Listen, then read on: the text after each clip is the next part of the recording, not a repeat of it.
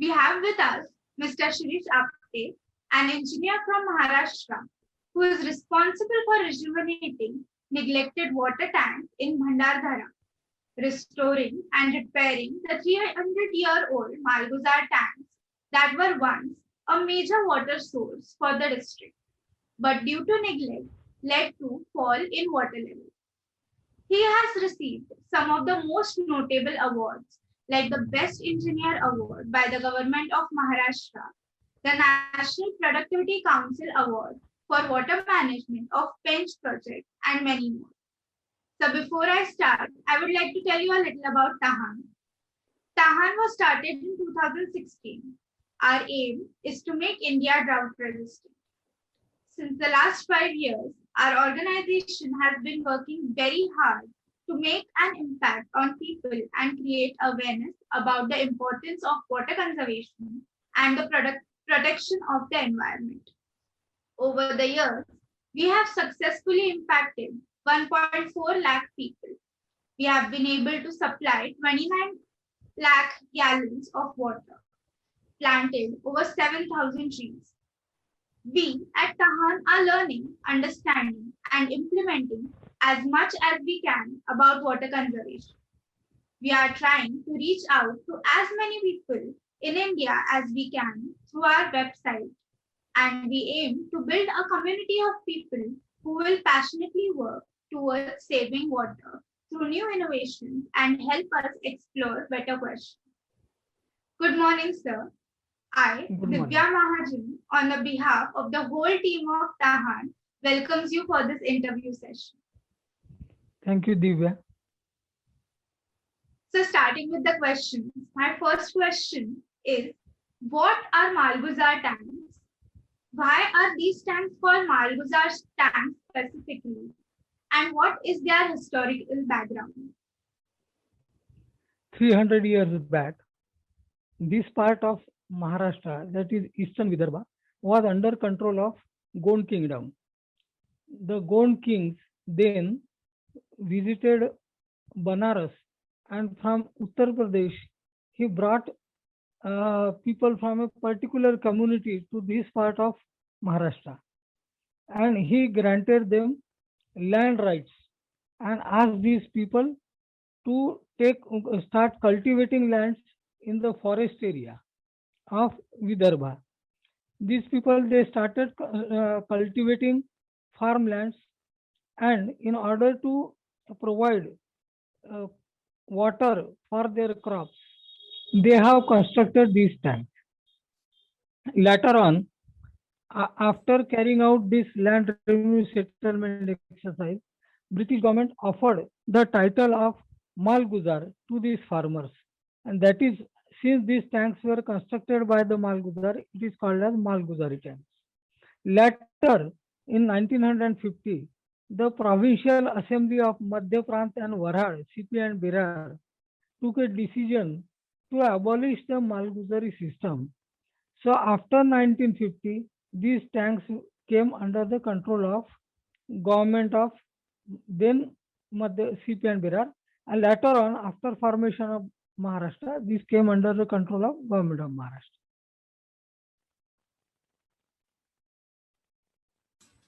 So, that is wonderful history and insight you have given us. So, sir, how did this subject come into your mind in the first place? In 2005, 2006, somewhere like that, I had a chance to attend one lecture by Shri Anupamji Mishra. He was a well-known Gandhian, and he wrote an excellent book about the historical irrigation systems of India. The title of the book is Aaj Bhi Khare Hai Talab. After attending his lecture and after going through the book, I found that this book is quite elaborately mentioned about many traditional irrigation systems in India. However, there is a passing mention about Malguzari tanks. So I thought that somebody should look into these aspects of our Malguzari tank system, because it is not only just an irrigation system, it is also our heritage. So from 2006 onwards, I started studying this subject. In 2008, when I was posted in Bhandara, there were 28 Malguzari tanks under my control. I found that 22 tanks were in extremely bad condition. I mean, we were so scared. We thought that at any given point of time, in any particular monsoon, these tanks can breach. And if the tank is breached or broken, then there will be huge loss to the farmers in command area. So immediately in 2008, after taking over, I have observed this particular aspect about these tanks, and then we started pursuing the matter to Government of Maharashtra. Government of Maharashtra appointed one committee as Executive Engineer Minor Irrigation Division Bhandara.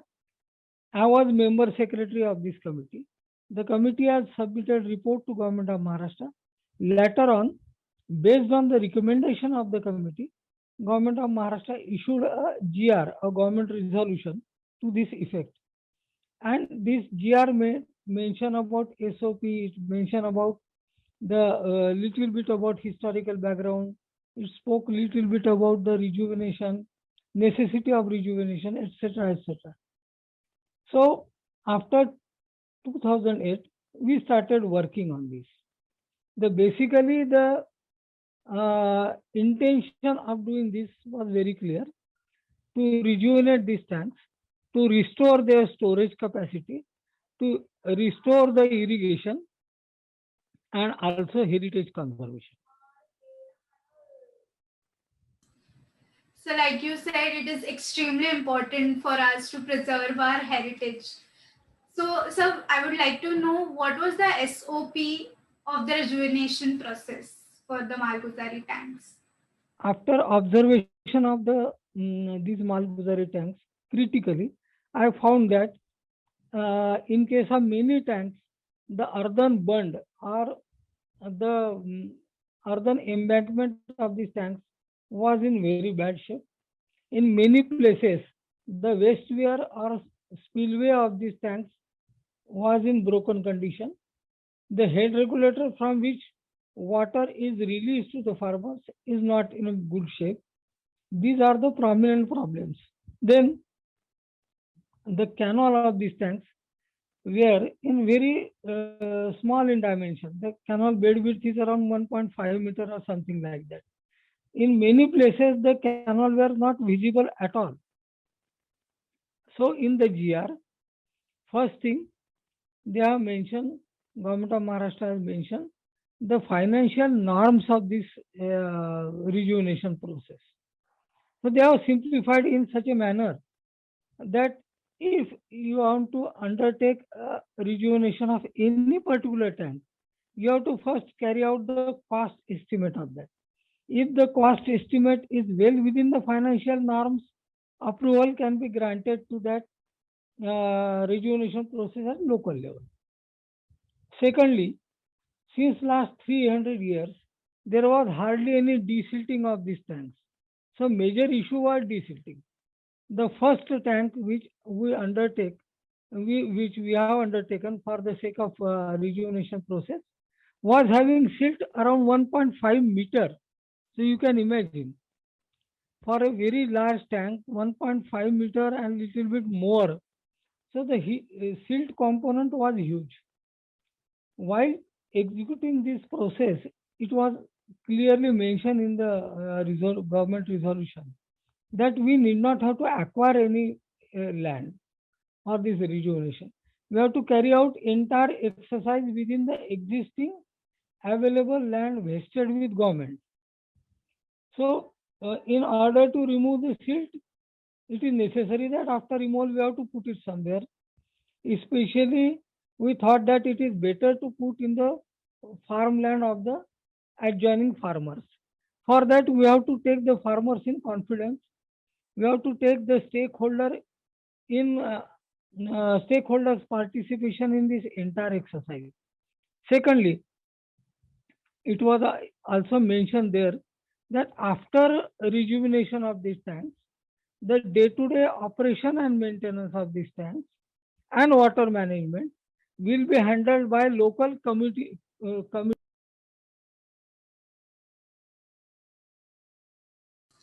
So you have gone on mute. Yeah. So it was observed that in order to achieve this objective, we have to take the stakeholder into confidence, and we must build collective opinion so that we can work on that comfortably. So if So like we, you, yes, sir, please continue. Go ahead. yeah, so if you, so the entire rejuvenation process can be summarized as follows. First, removal of silt from these tanks, deposit that silt into farmland.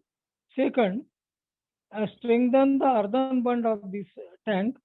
Then observe the condition of wastewear and head regulator and repair that. And but but not very critical issue was regarding repairs of canal. That repair has to be done in conjunction with the interest of the farmers. So what we thought that since the dimension of this canal is very small, it is better to undertake the repair of this canal through the scheme of Manrega. So we can employ these farmers as a laborer. They can carry out the repair of canal. In lieu of that, they will get the wages also. The amount of the wages will be deposited directly into their account, and they will have a sense of participation. So that is how we carried out the entire process.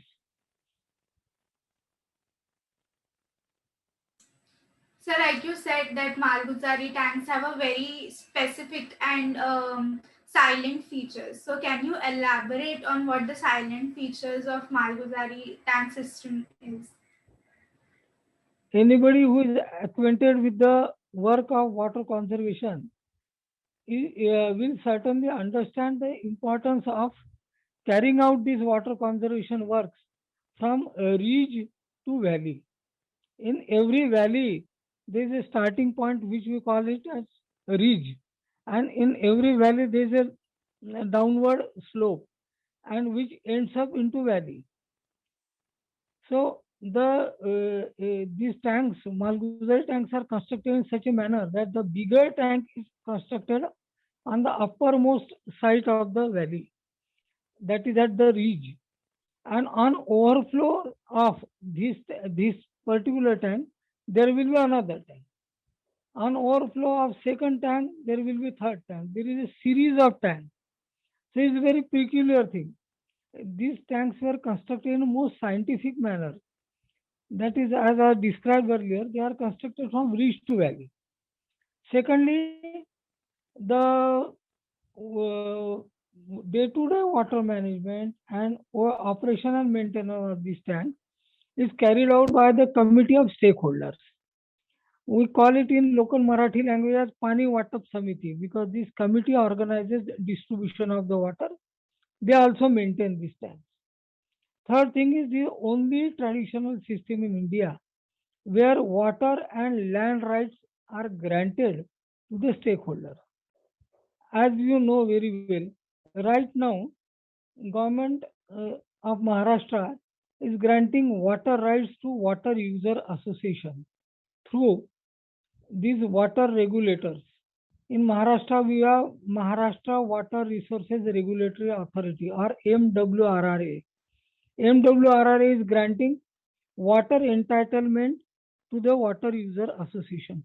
However, in case of Malguzari tank, this practice was followed by then stakeholders 300 years back. So you can understand the progressive manner in which this system was constructed, it was maintained, and how water management exercise was being performed in case of these tanks. So the entire process of maintaining these tanks and water management was in a democratic spirit. And lastly, the water management of these tanks was carried out by the landless labor employed locally. this is a very peculiar aspect in the sense that if we employ a landless labor, then he doesn't have any land in the command area. So his approach towards water management is entirely neutral or judicious. So this was one of the most peculiar aspect of this system. Hello. Yes, sir. So, what is the technical impact of this initiative on the Malguzari tanks? If we consider the entire uh, number of Malguzari tanks in Wainganga Valley, that comes around 6,900. If we consider the storage, that comes around 450 million cubic meter of storage. That's a huge. So since beginning, we have started as a water resources department. We started working on this. Later on, the government resolution issued by Water Resources Department was adopted by Water Conservation Department and Rural Development Department. So up till now, we have rejuvenated more than 3,400 tanks. So we have reached almost 50% of what we have to do. Secondly, if we look at the storage, we have rejuvenated almost 3,400 tanks having collective storage more than 250 million cubic meter. So that's huge.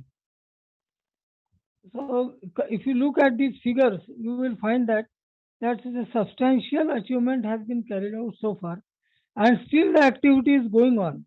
In coming years, we have to finish the complete work of the 6,900, and that was our aim, and we are moving towards that.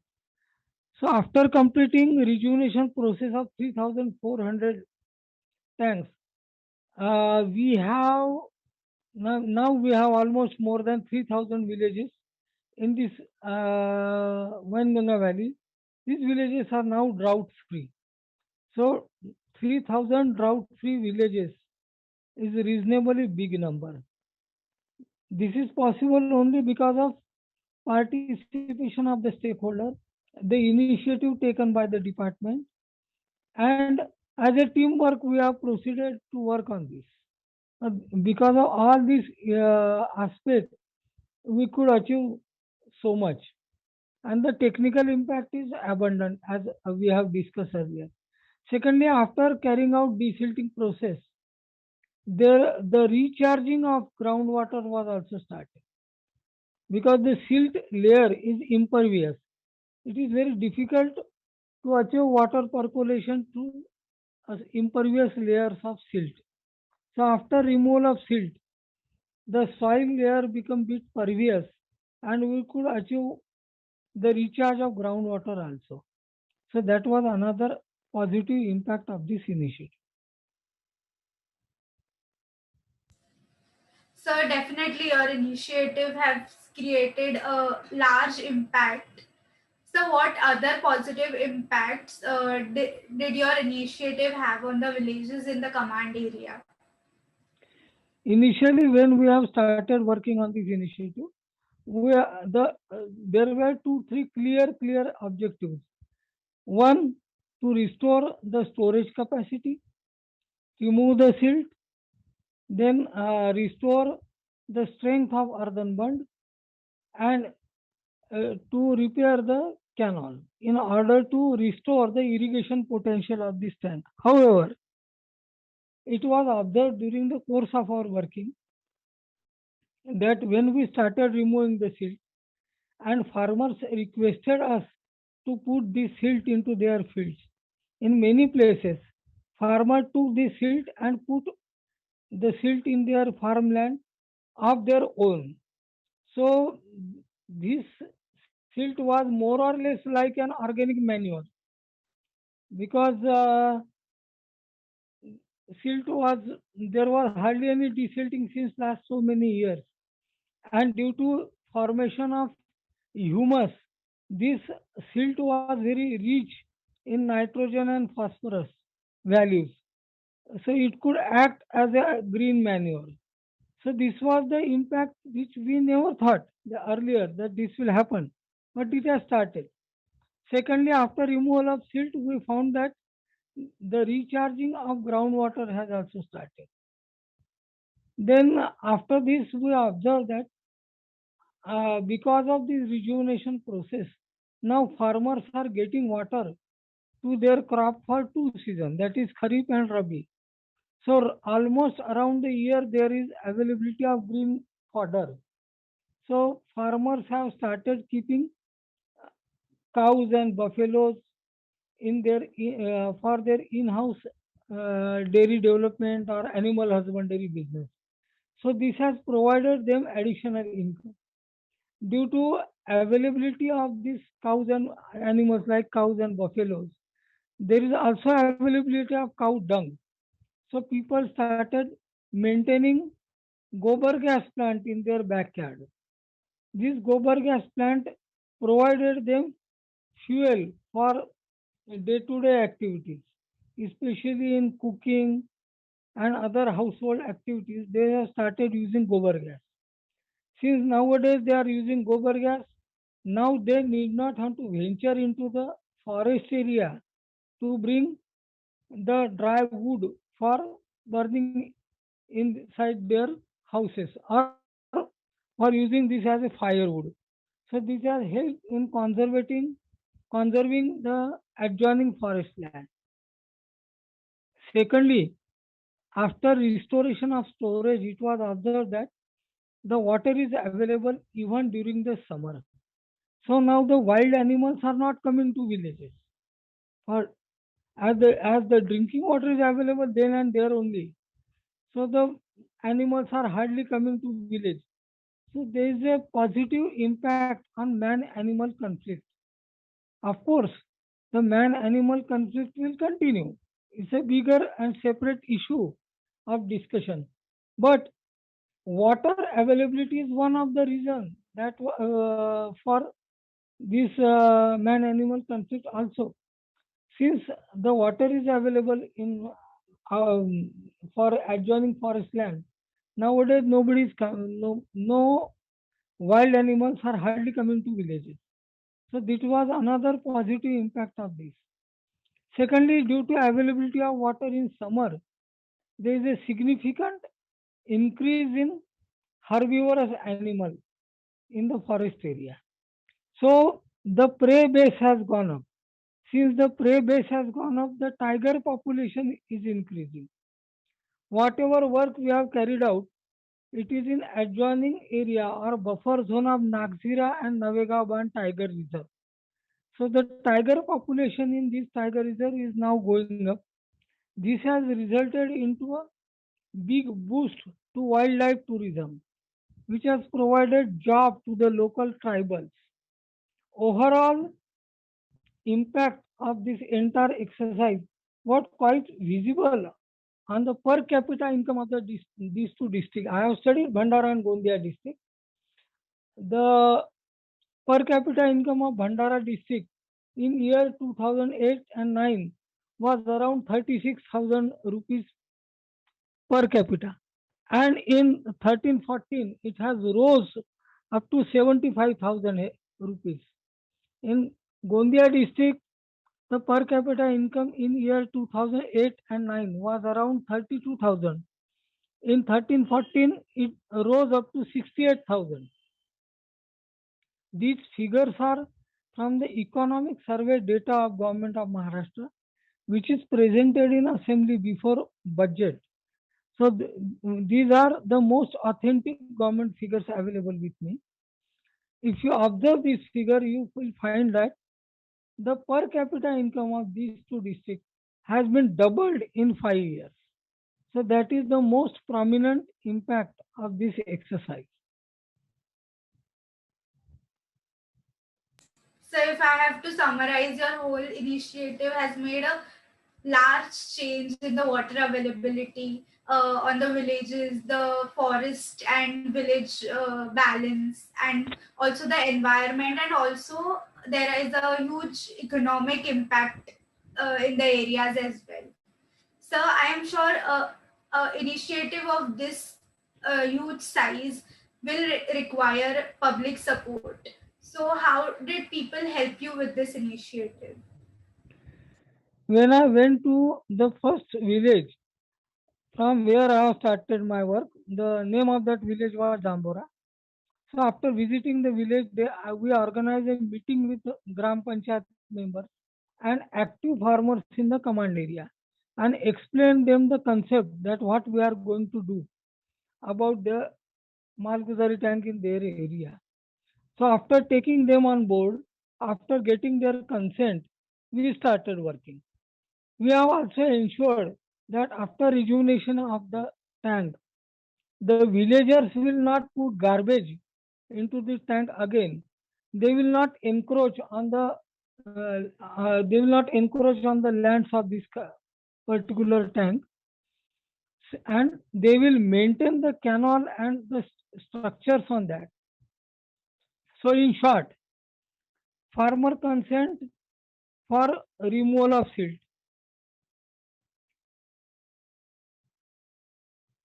First of all, removal of farmers consent for removal of silt and put it in into their land. Secondly, farmers and stakeholder consent for maintenance of the system after rejuvenation.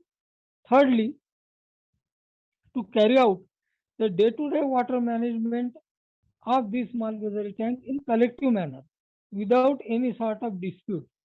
And that was one of the bigger success of this campaign, I suppose. Right, sir. So, as we know, there's a growing threat of water crisis around the globe, and so many districts in India to face drought-like situation. So, how do you propose to tackle this pertinent issue we have?